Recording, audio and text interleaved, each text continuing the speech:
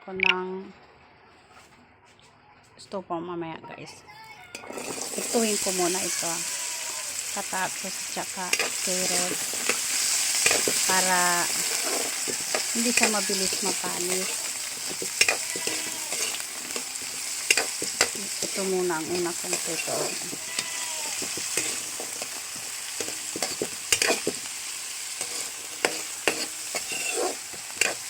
Saglit lang natin ito plito-plito. Ganon.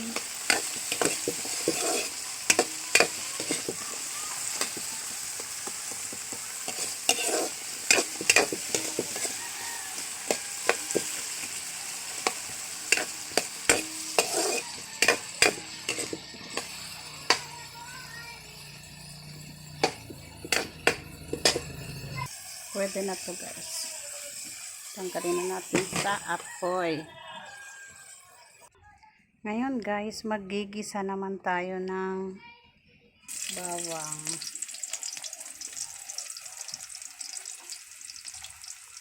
Kahit anong luto ko guys, sibuyas. Pagkaluin na natin. Sama-samahan na natin. Samahin na lahat. Meron sibuyas, luya, kamatis. Nasa atin lang yan guys kung paano tayo magluto.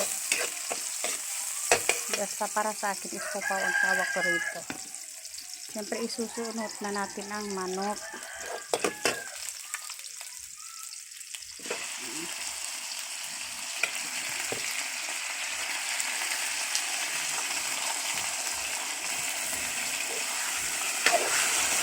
Haluin hanggang sa mag-golden brown na siya.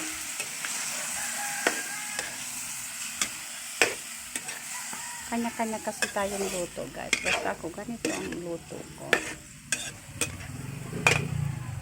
Mag-atay ng paminta.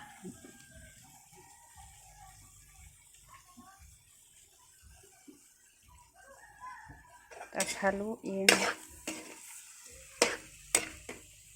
Na rin tayo ng naglalagay ako ng ginisa. Ginisa ang ilalagay ko guys. Maglagay tayo ng asin. Tapos haluin para may lasa talaga siya guys.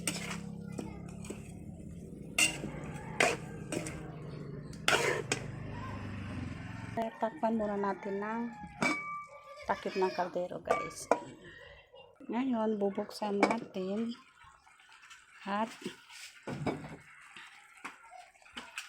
lagyan natin ng toyo konti.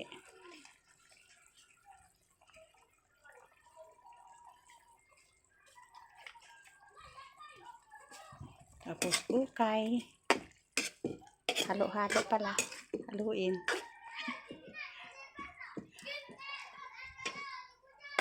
Tapos takpan. Ngayon, bubuksan na natin guys. Para kumukulo na talaga siya. Lagyan ko na ng ketchup.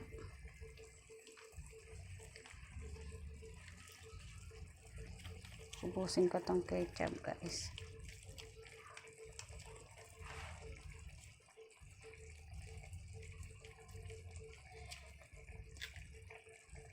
Ngayon, ito na siya guys. Lagyan natin ng ito na gulay. Ito na guys, luto na siya. Siyempre, transfer na natin yan guys. Ito na guys, luto na. Ready na para mamaya. Ito lang, yan lang handa ko mamaya guys. Yan lang guys.